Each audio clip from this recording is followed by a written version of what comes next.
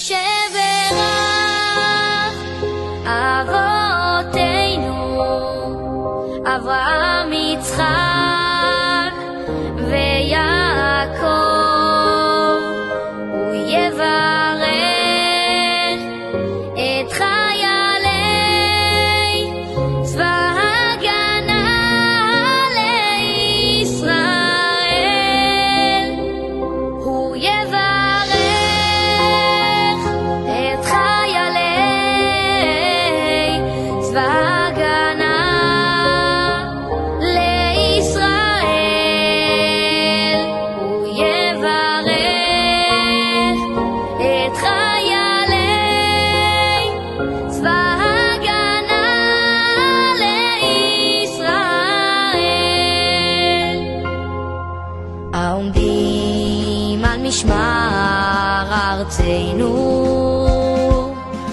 וערי אלוהינו, מגבול הלבנון ועד מדבר מצרים, ומן הים הגדול עד לבוא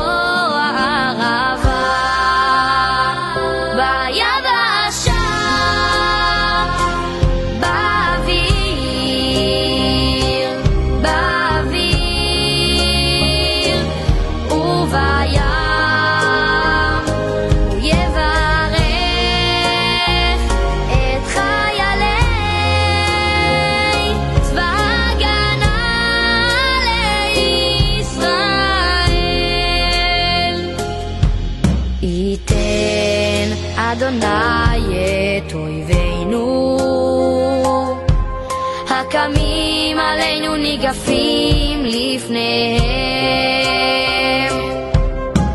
הקדוש ברוך הוא ישמור ויציל את חיילינו מכל צרה וצוקה ומכל נגע ומחלה,